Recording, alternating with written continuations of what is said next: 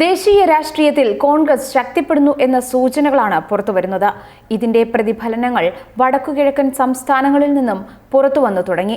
നാഗാലാൻഡിൽ party വിട്ടുപോയ 21 മുതിർന്ന നേതാക്കൾ തിരികെ എത്തിയത് കോൺഗ്രസിന് ഉണർവേകുന്നു.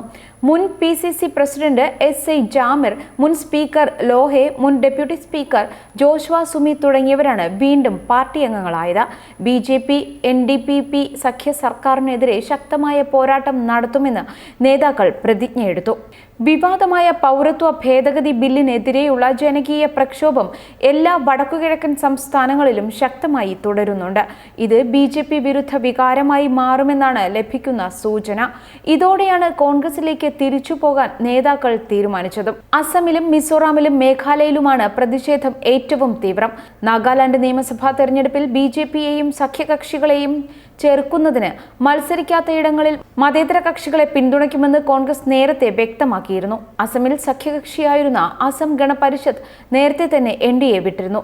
ദേശീയ പൗരത്വ പട്ടികയുടെ ഭാഗമായി 40 ലക്ഷത്തോളം പേർക്ക് ഇന്ത്യൻ പൗരത്വം നഷ്ടമാകുന്ന സാഹചര്യം ഉണ്ടാക്കിയിരിക്കുന്നതിനിടയിൽ തന്നെയാണ് കൃത്യമായ മുസ്ലിം വിരുദ്ധ വർഗീയ ധ്രുവീകരണ അജണ്ടകൾ മുൻനിർത്തിയെന്ന ആരോപണങ്ങൾ ശരിവയ്ക്കും വിധം പൗരത്വ ഭേദഗതി ബിൽ കൊണ്ടുവരുന്നത്.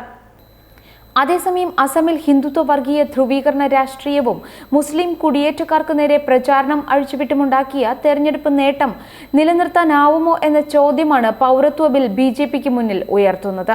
പൗരത്വ ബില്ലിനെതിരായ പ്രതിഷേധം വടക്കുകിഴക്കൻ സംസ്ഥാനങ്ങളിൽ BJPയുടെ എല്ലാ പ്രതീക്ഷകളെയും തകിടം മറിക്കുന്നതാണ്.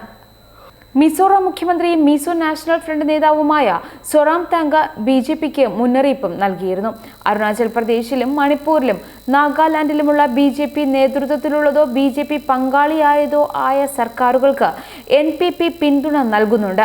നിലവിലെ സാഹചര്യത്തിൽ NPP പിന്തുണ പിൻവലിക്കുന്നത് ഈ സർക്കാരുകൾക്ക് ഭീഷണി ഉണ്ടാക്കില്ലെങ്കിലും BJPക്കെതിരായ ശക്തമായ ജനവികാരം അവഗണിക്കാൻ സഖ്യകക്ഷികൾക്ക് കഴിയില്ല. മിസോറാമിൽ ഗവർണർ കുമ്മനം രാജശേഖരൻ പങ്കെടുത്ത റിപ്പബ്ലിക് ദിന പരിപാടിക്ക് ഗവർണറും സർക്കാരുമായി ബന്ധപ്പെട്ട ചില ഉദ്യോഗസ്ഥരും മാത്രമാണ് ഉണ്ടായിരുന്നത്.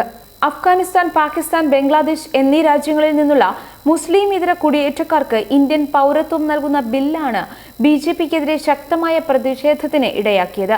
1985 പൗരത്വ ബിൽ ഭേദഗതി ചെയ്തുകൊണ്ടുള്ള പുതിയ ബിൽ മേൽപ്പറഞ്ഞ രാജ്യങ്ങളിലെ ഹിന്ദു, ക്രിസ്ത്യൻ, സിഖ്, ബൗദ്ധ, ജൈന, പാഴ്സി സമുദായക്കാർക്ക് ഇന്ത്യൻ പൗരത്വം വാഗ്ദാനം ചെയ്യുന്നു.